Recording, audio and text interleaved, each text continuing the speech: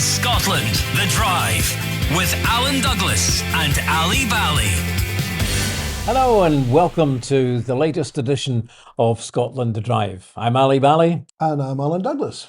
And we're here through till whenever. We're going to take you a wander through motoring as it is in Scotland. And what are we going to be looking at then? We're going to be looking at all sorts of things. I'm pleased that you're here because I wasn't expecting you to be here. You'd be laid up.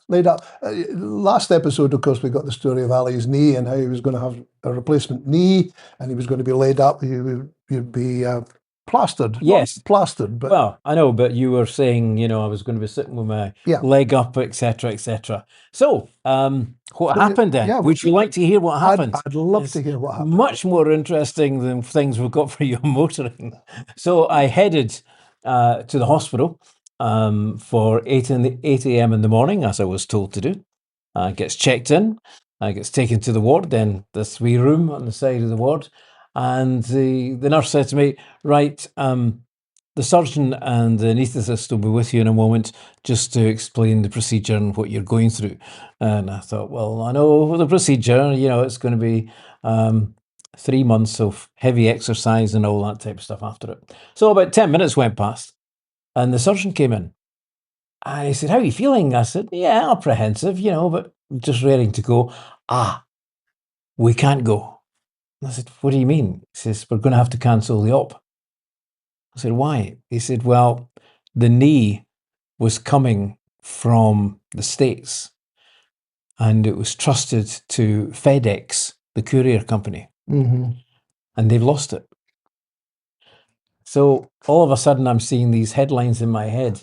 FedEx left Ali Bally legless because, initially we were getting, it will happen. It won't happen. Just stay here a minute. We'll see if we... So anyway, that was the problem. On Friday, it was happening on the Monday. On the Friday, they realised it wasn't in the country, but they thought to get me to the hospital anyway because FedEx had assured them it was coming to the Paisley depot on the Monday morning, and it was going to be... So it never happened. I don't think FedEx have got a leg to stand on. Like yourself. Boom, yeah. So there we are. That's why I'm sitting quite as normal here. Right. But you are going to have it done. They have now found that package. Oh, they found the knee. Yeah, they found the knee. They tracked it, and some lady had got it instead of her hairdryer. And it's all been sorted out. And she got it back to them. And so I'm now going for the operation on Wednesday. You just imagine somebody, a little old lady in Paisley, she gets this parcel from FedEx, expecting a hairdryer. She opens it up and she thinks, what the hell is this? Yeah. Oh, yeah, exactly. So there we are. That's it. Yeah. So you're going to get sorted out eventually. Going to get sorted, and thanks to the surgeon and his team for rescheduling. No thanks to FedEx. Well, I'll say no more about them. Right, okay. No. Right. So, but you've been doing some driving. Have been. Yeah. I've been doing the Kia. I enjoyed the Kia EV4. Yeah. I really enjoyed that last weekend. I did enjoy it. Yeah. In fact, most of last weekend, I also got the experience of, again, going and charging it up, which doesn't always work, which we'll find out about in a moment, no doubt. So that went well, and took it out mainly on Sunday last week, and Lorraine has been driving it as well. So we'll go into a wee bit more detail about the cars we've been driving later on. What else have we got? We've got Hollie McRae, daughter of Colin McRae, the world champion rally driver, who had the notable term, if in doubt, flat out. He was... did you ever see Colin McRae? You didn't really follow rally. No. I followed rally. I used to compete. You used to rally? I used to rally. But Colin was astounding. I mean, I remember I did a documentary about Colin. This is centuries ago. And somebody said, the thing about Colin, I said, what's the secret of his success? He said, the thing about Colin is he has no fear. You're driving through a forest at 130 miles an hour. And, for you and me, we'd be thinking, oh, God, what if I go off and hit that tree? He didn't even think of that. It was just go as fast as he could possibly go. So an amazing driver. In fact, the first time when we did the interview with Hollie, I remembered the first time I met Colin, and I was actually doing an interview with Jimmy McRae in his kitchen in Lanark, and this surly, grumpy schoolboy came in, threw his school bag down, and huffed and puffed, and went off in the distance. And I said, "That's Colin." Then he said, "Yeah." He said, "Oh." So anyway, that was the first time I met Colin, and he then developed from there to become the world champion rally driver. So we're going to be speaking to his daughter, Hollie McRae, who has done a wee bit of rally driving, not very much, but she's carving a career in the world of rallying, in the world of rallying media.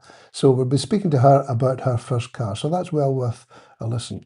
And quiz results. The quiz. Thank you for the entries we had in for the quiz.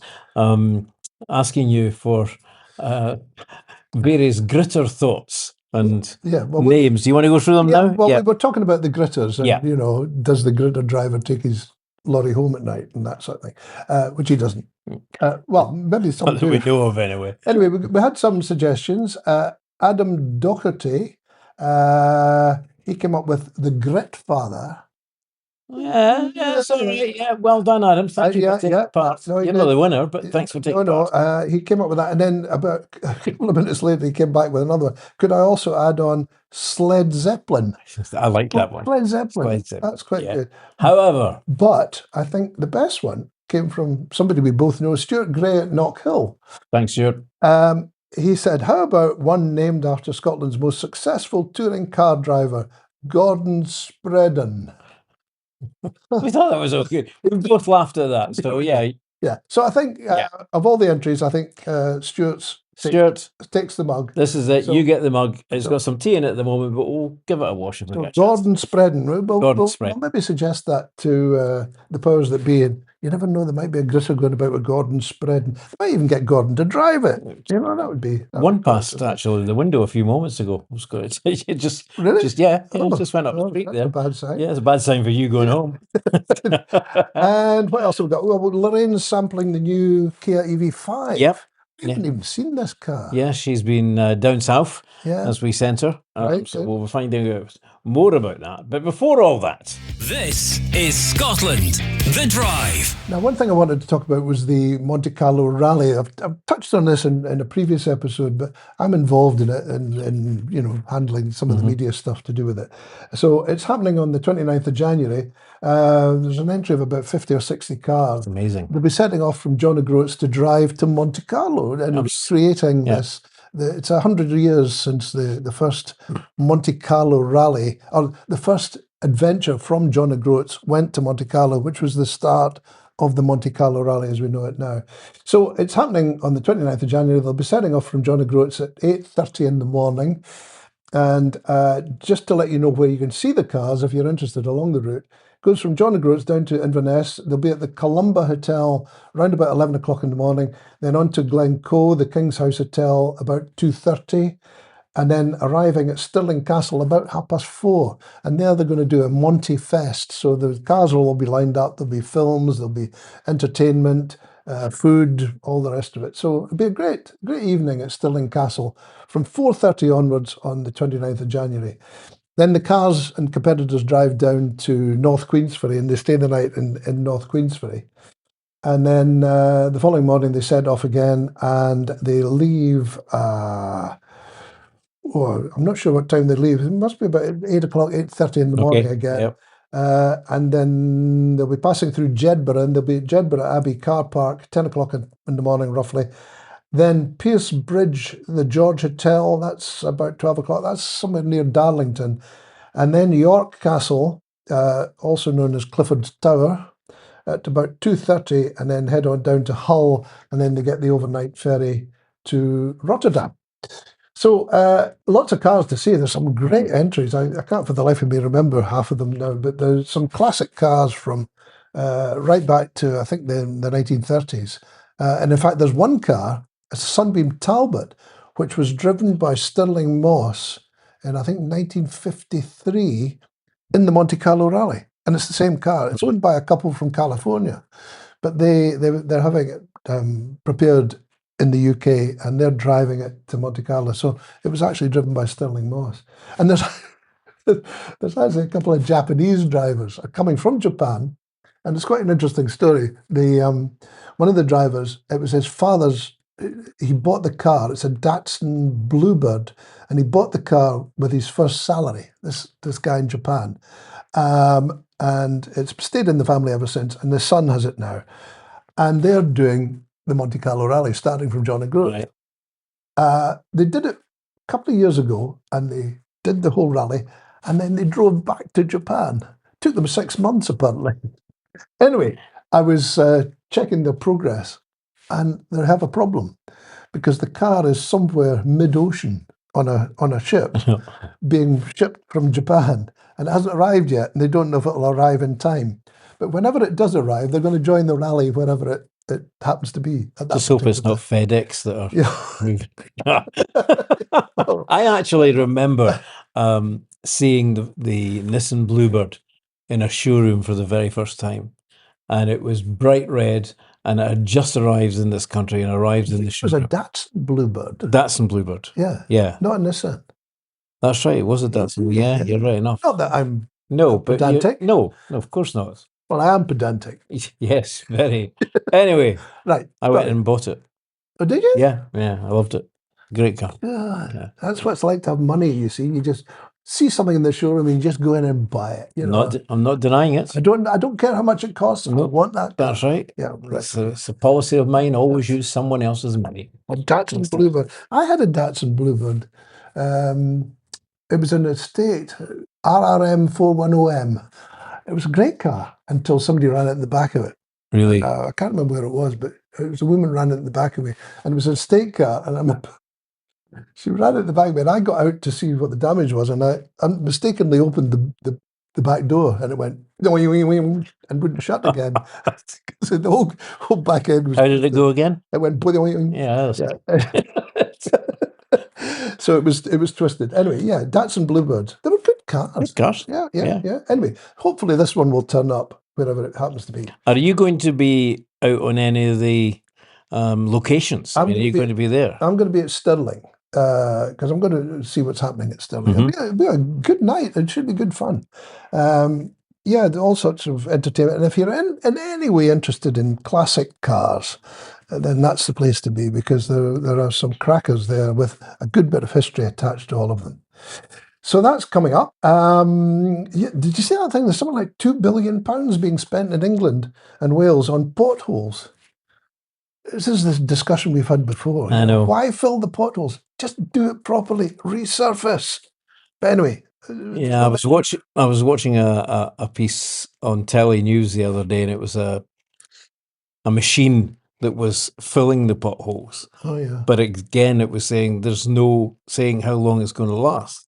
But there has been a call, and I'm sure it's from some MPs who are now asking for, when the potholes are filled in, they come with a 5-year guarantee by the contractor who's filling it in, because it's them that are using not the right compound, etc. I think that is the standard now in Scotland as well. Right. It used to be 2 years. I think it's now 6 years. They have to guarantee it for 6 years. It's not working, is it? It's like a lifetime guarantee on a nuclear shelter. You know, how do you claim when it doesn't work? So anyway, there we are. Potholes. Continuing story of potholes. What was the other thing? Oh yeah, speed limits. There's a campaign, an online petition to do away with the 20 mile an hour speed limit. Right. Been introduced. Oh, how much success that'll have. I mean, petitions, I don't know. It's all very well signing a petition, but does it ever do the politicians ever take any notice? But it's, if you have a look online, just do a search for online petition for 20 mile an hour, getting rid of the 20 mile an hour speed limit. That might be interesting worth having a look at. It would be interesting also to one of our ex colleagues in the motor writing, Stephen Park, got involved very much in the petitions for the getting rid of the 20 miles. Really? and wrote to all councils, etc., etc. He didn't have much success, did None he? at all. But it'd be good. He still is championing the bits, so it might be worthwhile getting him on Well, and saying, where are you and what is happening on it? yeah, well, I'm sure he must know about that, Yeah. but it's certainly worth a look at. And I mean, some of them, 20 mile an hour speed limits, where it's appropriate, yeah, it's absolutely right. But when there's, where is it, in Perthshire, on the roundabout Meagle or somewhere in Perthshire, you're driving along, and I mean, it is Meagle. You go into Meagle and it's 40, 30, 20, and then they've got speed bumps as well, and it's ridiculous. You know, you're crawling along, and there's nobody about, especially once you leave there. And there's another place somewhere else on that road. It's well, we've said it before. Where it's appropriate. Why do the councils hate motorists? Yeah. This is Scotland The Drive, by the way. If you have just joined us, you can email us with any of your thoughts. We'd love to hear from you. Email scotlandthedrive@gmail.com. We'd love to hear from you. You can watch on YouTube, listen on Spotify, and please subscribe. It's free. That was a call that I did get from someone else who said to me, I learned something. And I said, what's that? He says, I didn't know that to hit that subscribe button was free. That's why I never do it. Well, it is. And we'd love you to subscribe, please. The competition this week is a little bit linked to that, but watch Facebook, because that's where we're going to give you the opportunity to win one of these mugs. Clean one. A clean one, yeah, absolutely. It's sad that the only thing he learned from the last episode was that YouTube is, or subscribe on YouTube is free. Listen, all that information that I'm we just have. pleased that somebody's learned something from us. Yeah. You know, it's just, we could now actually learn something from Lorraine and let her go test driving. Yes. You know. As I say, I haven't seen this car, so it'll be interesting to see what she has to say. Well, here she goes, sampling the new Kia EV5. We sent her southbound. Scotland The Drive. Lorraine's Lane. You know, I do worry about our friends in the press office at Kia. With so many new product launches incorporating many options within each vehicle, they're in grave danger of becoming overworked when trying to post communications to us lowly journalists. But I suppose it keeps them from wearying. As you said, I was dispatched down south a few weeks ago now to test drive the new Kia EV5. Now, before a launch, I would normally do a bit of research to find out a bit about the car, but life has been a bit hectic for me recently, so I didn't do that. So I was totally unprepared. All I thought was, it's a Kia, so it's bound to be good. So I arrived in the dark and didn't see the cars in the car park. And after breakfast, we set out to drive. And I was totally surprised about the size of the car. It was much bigger than I had anticipated. It's been described as the EV9's little brother or sister, because we're not 6'6" here. And I can see where that comes from, although it is a mid-sized SUV. More on par with the Tesla Model Y, I think, but it's really rugged and sleek, and it's got a futuristic standout design. It looks much bigger. Even when you get inside, it's like a TARDIS. That means huge to those of you who don't follow Doctor Who, much bigger inside than you would imagine. Generous dimensions inside and out, lots of storage, lots of head, shoulder and legroom for people who are taller than me or you, both of you. And the average family can spread out to their heart's content. It's got a huge boot suitable for a weekly shop or golf clubs or baby buggies or whatever. And there's also a frunk available. I never stop giggling to myself when I say that word, frunk. The interior is not just spacious, but it exudes massive sophistication and comfort as well. And sitting in the car, you feel you're sitting in something with a much higher price tag.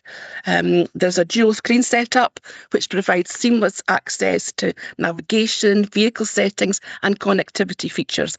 The voice-powered high-tech is second to none, with all the latest advanced driver assistances you could want, courtesy of AI. There to keep you safe. Now, I can hear you two groaning about dings and bongs, but they are there for a reason. And I think it's because neither of you two like being told what to do. Dare I say it, especially if it's a female voice. I loved the exterior and the inside and was keen to get behind the wheel to see if it lived up to what my hopes and expectations had become. Well, I said in the beginning, it is a Kia, so unlikely to disappoint, and it certainly did not. Acceleration was really good, it handled very well on the motorways and in city driving, and it also handles very well on roads that are sort of bigger than dirt tracks.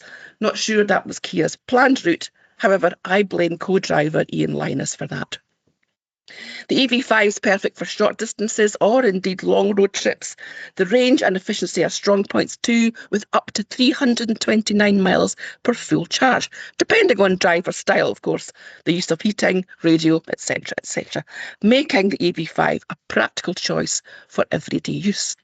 It comes in 3 specs, starting with the Air, which is around £39,000. I like the best. This GT Line's the one I like the best. That was £42,000, £645, and the top of the range is the GT Line S, which comes in round about £47,000.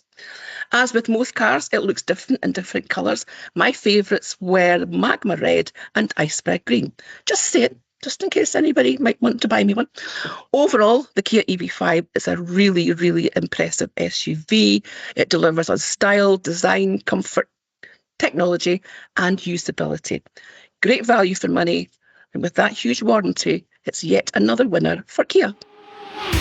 This is Scotland, The Drive, with Alan Douglas and Ali Bally. Imagine her saying to, two old farts who don't like dings and dongs and what is wrong with peaceful driving? Yeah. You don't want a ding every time you go over. Or a dong. Or a dong or a, you've not done this and you've not done that. It really is getting a bit much with some of these. It's the nanny state in the car. Yeah. Yeah. Not according to Lorraine, but there again. She was going on about colours there. Well, it's quite actually appropriate that at this time the believe it or not colours. What do you think's the favourite colour on the roads of a car? I know. You know because I saw it's grey, isn't it? It's grey. Yeah, it's grey. But there's one colour on the van. Now we all know the white van man. Yeah. That's fine because and you can understand that because it's easy to logo and things like that. Yeah. But there's one colour that only one van last year, just one, was in this colour. Just hang on, I'll tell you. I would have said something like lime green, but I've actually seen quite a few lime green transits. Talking of cars, grey remains Britain's most popular car colour for the 8th consecutive year, as turquoise languishes bottom. But grey, I mean, there are all sorts of shades of grey. Yeah, well, they're all shades of grey. 50 See what he's been reading. But there are all sorts of shades. I mean, there's light grey, there's dark grey, there's battleship grey, there's grey's a popular. Well, it's number one anyway. Right. So we've got turquoise languishing at the bottom with just 12 units or 12 cars. You get a lot of MGs that are turquoise. They're horrible. Yeah. Well, there's only 12 of them on the road. Blue holds third place for the second year, while silver appears in the top 5 for the first time in a decade. So that's it back in. And green cars see strongest growth in the top 10, up 46% to claim highest volume for 20 years. And they're putting that down to this survey has been brought out by the motor manufacturers and traders, and they're putting it down to the fact that green cars have been driven by people who are buying electric cars. Because they're buying electric, they're thinking they should be green. Black is second place, which is absolutely amazing. Again, on the black cars seem to be the upmarket cars, the BMWs, the executives. They want them in black. So, it's elsewhere. White, as I say, retained. Fourth place, and silver is back in, which is not a colour that's either myself or Lorraine like. When we see a silver car, we go, no. Yeah, it just looks as if it hasn't been painted. I remember years ago, I was at a factory, a company somewhere, and along the walls of the boardroom, they had pictures of their car park over the years. Mm-hmm. And it was incredible because every year the overall colour had changed. 1 year it was predominantly black, next year predominantly silver, then predominantly blue, and just the changing trends as the years went by. What do you think of yellow cars? Are you a yellow fan? It's fine on an AA van. Yes. Oh, well, they added a splash of vibrant colours to the road with over 10,500 cars registered. The colour held 8th position, although volumes declined for the first time. What about red? Does any mention of red? No mention of red at all. No, Yeah. no. Well, is this red's mentioned in the fact that inside the top 10 only red, yellow, and orange saw an uptake level fall. So the red has fallen off. Yeah. Do you know something? Here's an interesting fact. Fire engines in Aberdeen They're are white. white. Yeah, they've been that for years. Yeah, I know. Because apparently they stood out more than the red ones. Yeah. And the whole point of a fire engine being red is that you can see it coming. Mind you, the blue flashing light helps as well. But I thought when the fire brigade all became one in Scotland, you would see Aberdeen being told, but no, they've stuck with the white ones. Aberdeen, no, we've got our white fire engines. That's right. We're keeping them. Nobody's telling us what colour to paint our fire engines. Finally, on colours, I mentioned, the white van, and it remained the white van is the most popular one. But the one that only had one van registered in the whole of last year was maroon. Maroon. Maroon. A maroon. A maroon van is going around somewhere. So if you know where it is, let us know. Is it a Transit? Is it a Fiat? Is it a Vauxhall? What is it? There's a Just love joke to know. about maroon, I can't remember, but it's about a lorry carrying paint crashed and it was the colours got mixed up. And yeah, let's forget that. Right. Because Let's move on to Hollie. it'd be help if I had the no, but before we got Hollie, just a couple of things. Right. There was a thing about a crash test. Did you see this with the MG3, the Chinese MG3, the NCAP, the Euro NCAP tests? Apparently, during one of these tests on this particular car, the driver's seat latching mechanism failed, and the seat became partially dislodged and twisted during the front offset crash test. Now, what they're saying is, well, MG said, well, maybe it wasn't properly secured at the time, but NCAP are saying, no, we did these tests. Anyway, apparently, owners of pre-August 25 MG3s are having their cars recalled for alterations to the seat latching mechanism. So the crash test worked. Well, it didn't work, but it showed there was a potential problem, so they're being revealed there. And just finally on this, the last thing I want to mention, Women's World Car of the Year. Oh, yeah, that was... This is, I think there's about 80 or 90 judges. Right? I just don't see why it should be any different from any car of the year. Why should the women have Women's Car of the Year? For goodness sake, it's like about the Women's International Day and Women's this, on your bike. What about the Men's Car of the Year? We don't have that, do we? No, that's what I'm saying. Why, a Car of the Year is a Car of the Year award. Yeah. It's like we're being thrown daggers from across the, I was watching. Well, I wasn't watching. I passed the TV screen, or I was channel hopping, and I saw Loose Women, and I thought, hey, Loose Women? Why not Loose Men? You don't have a TV program for men, do you? I don't agree with it. It's just Women's International Day. Why do you need an international day, ladies? We look after you every day. Right, have you finished? Yeah, right, okay. So the Women's World Cup... Lorraine, can I get a cup of tea, please? That's... You got slapped. The categories: compact car, Nissan Leaf; compact SUV, the Skoda Elroq; large car, Mercedes-Benz CLA; large SUV, Hyundai Ioniq 9; 4x4, the Toyota 4Runner. I didn't think they made them anymore. Performance car, Lamborghini Temerario. Special prizes: Best Tech Award, Renault; Nissan Leaf, the best compact car. So, some interesting choices there. And that's from the international jury of about 80 or 90 women around the world, motoring journalists. Yeah. Right. Shall we take a break? Let's go to Hollie. Let's go to Hollie, yes. So Hollie McRae, daughter of rally legend Colin McRae, if in doubt, flat out. And Hollie's doing much the same. But we sat her down and we asked her about her first car. This is Scotland, The Drive, my first car. Well, Hollie McRae, thanks for joining us on Scotland the Drive podcast. You're just back from Africa, are you? I am indeed, yes. 2025 has been very busy, particularly towards the end of the year. So finally back home and starting to wind down a little bit now. So what were you doing out there?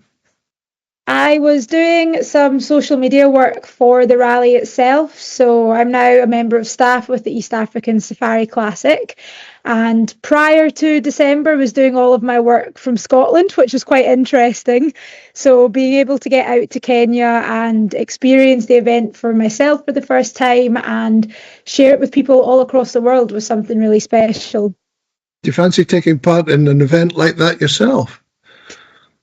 I think my mum would have a heart attack. To be fair, it was spoken about quite a bit while I was out there. Everyone saying, oh, you need to give this a go. This is a different type of rallying. It could be something really fun. I don't know if I'd last more than 10 minutes in a car in that heat. It's absolutely extreme. So hats off to anyone that does it. You've only just done your first event, haven't you? It was at the, it was the Roger Clark. Yes, it was day 3 of the Roger Albert Clark. I was just competing in the mini challenge, so they took part on the Saturday. Can't say it went too successfully, but it was a good experience nonetheless. I think you went off, didn't you? I did, yes. First stage was great fun, managed to sort of put the nerves to one side and was finally starting to enjoy the whole rally driving thing. And then the next stage, I put the Mini on its roof. So wasn't the most successful of outings. We can talk a bit more about rallying in a little while, but let's talk about your driving experience and your experience with cars. What was your first car? You sent me a picture, and is it a Nissan Micra? Yeah, so I have 2 first cars, really. I have my first road-going car, but a couple of years before that came along, my grandpa Jimmy, I think, was quite interested in getting the 3rd generation of McRae behind the wheel. So he went to Barry Lockhead, who helped my dad throughout his career and managed to sort of piece together a Nissan Micra out of about 7 other Nissan Micras, I think. And he showed up, I think it was maybe my 14th or 15th birthday, with this car and took me out in the field for a spin. I think he was sort of hoping that something miraculous would happen and it would unlock the rallying gene within me, but unfortunately that didn't quite come along till a couple of years later. So did Jimmy actually teach you to drive, or had you already got some skills? No, so that would be my first experience of it, other than being sat on my dad's knee and steering the car up and down the driveway when I was far too young. The Nissan Micra was my first introduction to driving, and he sort of showed me the basics with clutch control and all the sorts. It had a handbrake that if you pushed it to one side, you could see the grass down below. So it was a very sort of authentic grassroots way to learn how to drive, but it saw me well by the time it came to actually learning on the road. So you picked up the skills of handling the car, clutch control, all that sort of stuff. And then what followed on from that? So following that, my first actual proper legal car was a white Volkswagen Polo, which was my pride and joy. I absolutely loved that car. I think everyone has a special place in their heart for their first car, and it was sad to see it go when the time came. But yeah, that's the one that I did little bits of practice in with my mum or my uncle or my grandpa or anyone that could take me out. I did my actual official driving lessons with the instructor in his car, but then the moment I passed my test, me and that Polo went all around Scotland. Now, I have to ask you, did you pass your test first time? I did, yes, luckily. I actually thought that I'd failed my test during it within the first 15 minutes or so, because there is a road in Lanark that I think most people will know that is meant to be a 2-way road, but everyone parks on one side, so it's only wide enough for one car to head in one direction at a time. And I was coming up that road and a Range Rover came speeding round the corner and flying down, had to slam on the brakes, and all I thought was, if you make another driver do something that they wouldn't do if you were there, you fail. So I think from that point on, I was just like, all right, I failed the test because that Range Rover wouldn't have had to brake if I wasn't here. But I was reassured by the instructor the tester when we got back to the test centre that Range Rover was going way too fast as it was. So I wasn't in the wrong, and I had passed my test indeed. So That's good. celebrations. I can't help thinking, though. I mean, if I was the examiner testing a McRae or examining a McRae, it takes a lot of guts to fail them. So they didn't actually let on at all that they knew the McRae surname or anything of my heritage until we got to the test centre at the end of the test. And he said, well, I'm glad to say you've passed your test, gave me the certificate. And I was like, really? What about the Range Rover? And he sort of explained what had happened and then followed it with, well, it's quite good that you passed first time, isn't it? Because it would have been embarrassing if not. Oh, right.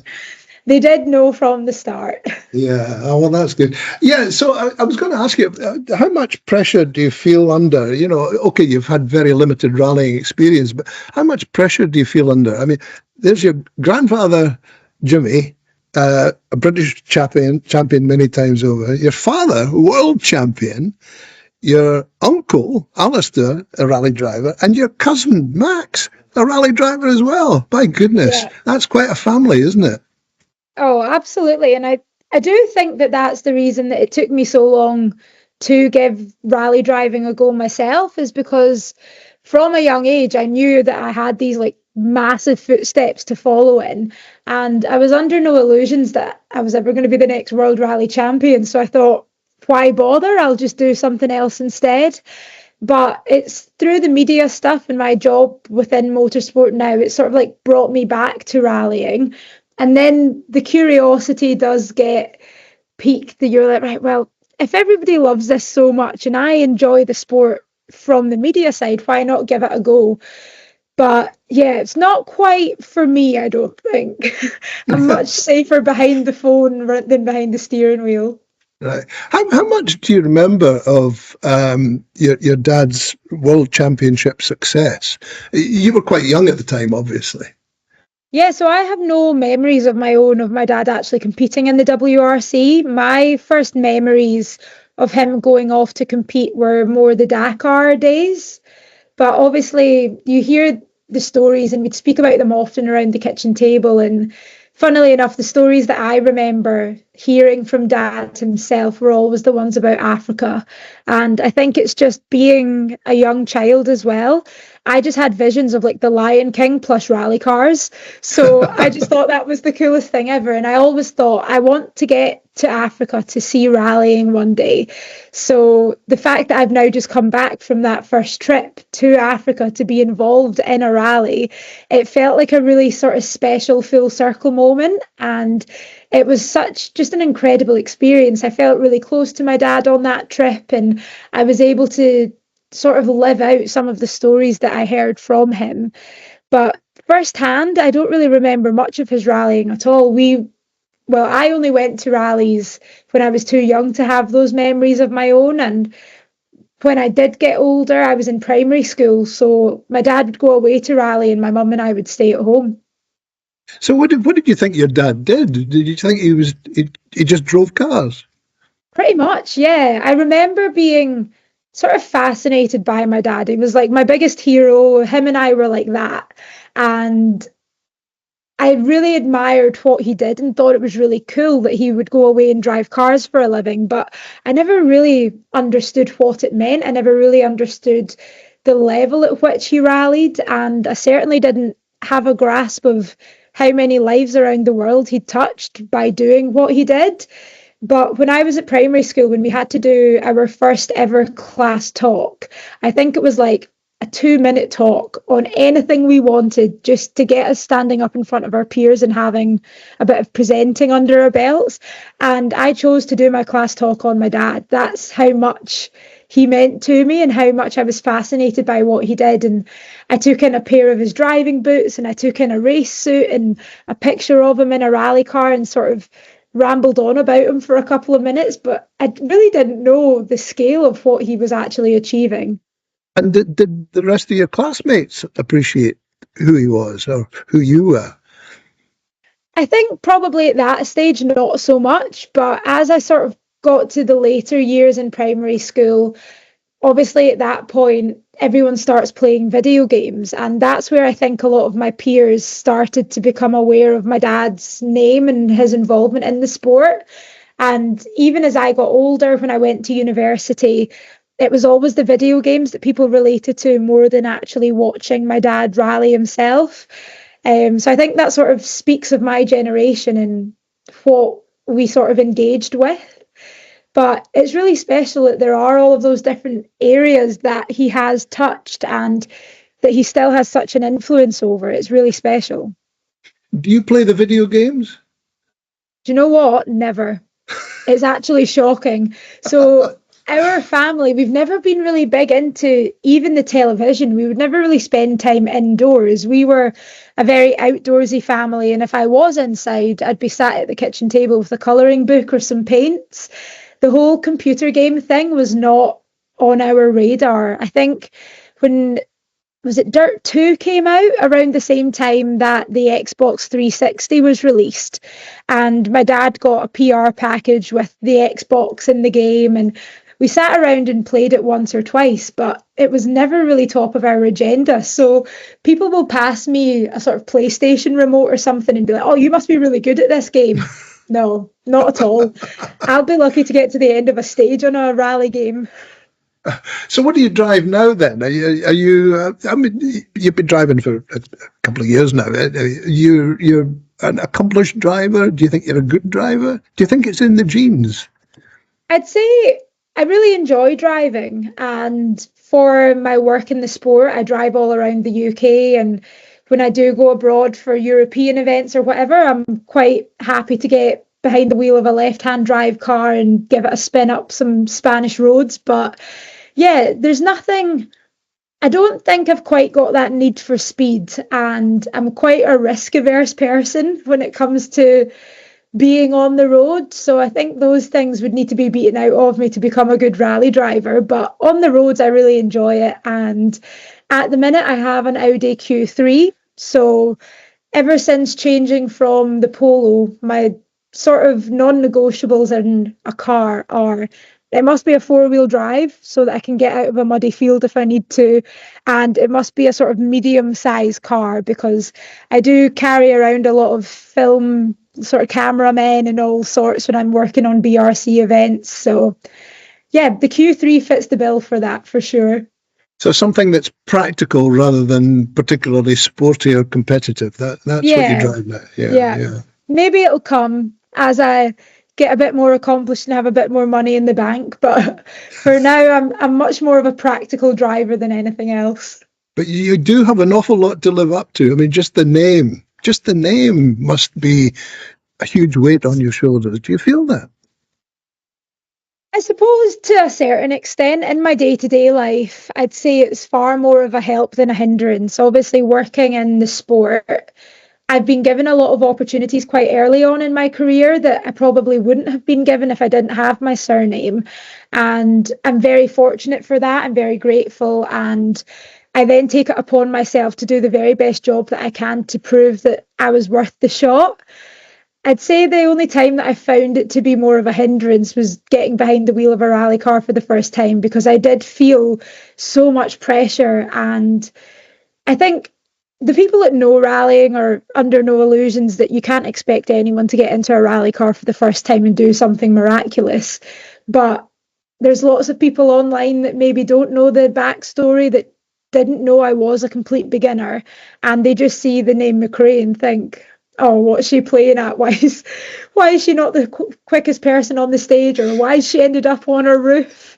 But to be fair, I think that got more people saying it's in the genes than anything else. So, and so when you were competing, and when you had that particular incident, do you think your dad would have been?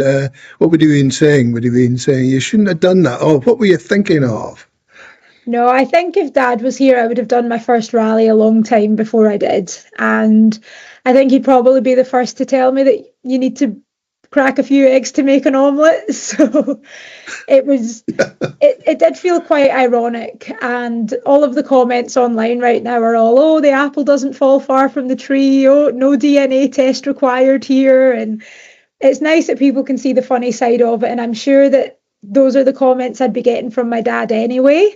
The issue is now, without him here, I don't have as much sort of encouragement to get back into the driver's seat. Instead, I've got my mum saying that she never wants to see me behind the wheel again. So we'll see what goes in the future.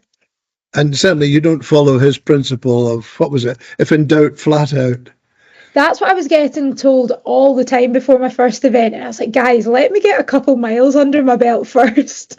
But yeah, we'll see how it goes. Okay. Well, hopefully we may or may not see you on a rally stage at some point in the future. Hollie McRae, thanks very much for joining us on Scotland the Drive. Thank you very much. It's been a pleasure. Scotland the Drive with Alan Douglas and Ali Bally. So Hollie, following in her father's tyre tracks, he was an amazing driver, as I was saying, and she's got quite a legend to live up to, but she's doing a good job on her own. She looks after the Colin McRae collection, which is all these trophies and helmets and all the stuff that goes with it. So she's fully employed there and also doing a lot of stuff with rally media. So a busy girl. Right. I'm just looking at, I was looking a couple of days ago at some of the letters and emails and things that we were getting. And one that stood out was, I don't want to mention the gentleman's name just yet, but he was, just so you know, if you're watching this one, that we are working on it. He made the point that it's around about 8 years now that the Queensferry crossing has been opened. And his point was that in the miles that he travels around, he crosses the Queensferry crossing quite often. And he says, but all the road signs leading up to the Queensferry crossing say the Forth Road Bridge. There is very little, if any, mention of the Queensferry crossing. So the signs don't direct you to the Forth Road Bridge. They say Forth Road Bridge, 5 miles. Queensferry crossing doesn't say anything about the Queensferry crossing. And he asked me, could I find out why? Why is the Queensferry crossing not shouted about? And actually, it struck a nerve with me because I remember speaking to some guests who I was moving around from St Andrews back to Edinburgh Airport, and they were going back to America. There were some golfers. And the point they'd made to me just in conversation was that they'd hired a car when they came out of Edinburgh Airport and were told to make for the Queensferry crossing to get to St Andrews. And we couldn't find this Queensferry crossing anywhere, he says. I said, well, you're not put it in sat-nav, but to get to St Andrews. But that was an American pointing out, he says, this is a beautiful bridge, and yet it's not mentioned on any of the ways. I think it's got the name on it as you approach it. Is it not? I seem to remember seeing Queensferry crossing written somewhere. But yeah, but not on the approach roads. No, if you're coming from Glasgow to Edinburgh, there's nothing. Yeah. And if you're coming from Fife crossing it, there's nothing, because I checked those two out. But anyway, I have posed that question to the Department of Transport and asked what the reason is. And we'll bring the answer as soon as we get it. Actually, that reminds me, when I was in my involvement with the Monte Carlo Rally that I was talking about earlier, we organised a photo shoot of some of the teams that are competing, and we got them to line up in front of the Forth Bridge, the railway bridge, because it's a great shot, the cars and the old bridge in the background. And somebody complained because I'd called it the Forth Rail Bridge. It's not, apparently it's the Forth Bridge. You don't call No. There are 3 bridges. Yeah, but there are 3 bridges, so it's to differentiate between them. Yeah. And, okay, its name is the Forth Bridge, but it's the rail bridge as opposed to the road bridge or the Queensferry crossing. And he said, well, you don't call the Tower Bridge the Tower Road Bridge. You don't call the Golden Gate the Golden Gate Road Bridge. But there's only one of them. If you go to cross from Fife to Dundee, you call it the Tay Road Bridge. Yes. And just up the water is the Tay Rail Bridge. Yeah, but you don't call it the Tay Rail Bridge either, do you? You call it the Tay Bridge. Well, I don't know. Well, I call it the Tay Rail Bridge. What do you call it? Let us know, please. There's the question now. Anyway, why is the Queensferry crossing not signposted before you get to it? Yeah, well, we'll see what they say. Now then, have you seen the new badge for Honda? Yes, amazing, isn't it? So different. They spent thousands and thousands of pounds on that one. To create a new badge, which, well, it's an H. Yeah, the old badge was an H. And apparently, in the past, now I hope I get this right, the right way around, the lower legs of the H were wider at the bottom than they were at the top on the old badge. And the new one, they're wider at the top rather than at the bottom. But it's still an H. I mean, how did you say? How much did they spend on a Honda badge, which to my mind looks exactly the same as the old one? Indeed. But there we are. It's what's underneath the badge. Yeah. For most of and them. Hondas are good cars. Absolutely. I like Hondas. Yeah. I was going to see if they actually, how they justified it. It was first introduced in 1963 and it's undergone several design changes over the years. But the latest iteration was first introduced to mark the arrival of its next generation of EVs. There we go then. So you need a new H. It may look pretty much, it represents two outstretched hands, making Honda's commitment to augmenting the possibilities of mobility and serving the needs of people around the world, and will be rolled out gradually across the business. Well, that's going to change the world, isn't it? Eh? A new H. So there we are. That's it. We've had a grumble about all sorts of things, and Indeed. Yeah. Right. So what's coming up next? Well, what's coming up next is that's almost it. Well, yeah. Well, that's it for this edition. Yes, but absolutely. Coming up next. Oh, coming up next. The next one. Yeah. Well, let's just mention if you want to win one of these, clean and in a nice cardboard box, watch out for our Facebook page because we'll be asking you to share. We're just going to spread the word around. That's it. You know, this little band that have been with us for 5 episodes now, that's great, but we want to spread the word around. So please, if you're on to any of the ways, then please subscribe. That's one way. And you can enter the competition as well on Facebook. You can watch us on YouTube, listen on Spotify, and as I say, follow Scotland The Drive on Facebook, Instagram, or TikTok. So it's everywhere.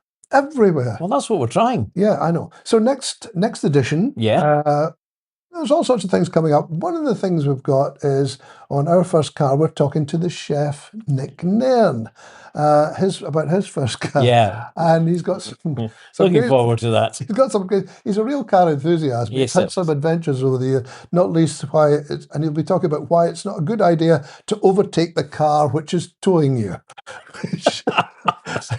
I'm surprised he's still around. Oh, I know. But anyway, so Nick Nairn's coming up, and lots of other goodies. We'll be sounding off about all sorts of things again. We'll be munching our gums or whatever the expression is. Indeed. And I'll have a new knee. Well, I hope you will, yes. Yeah.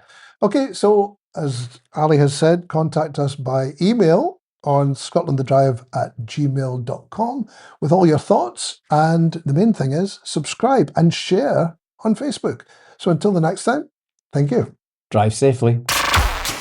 Scotland The Drive with Alan Douglas and Ali Bally.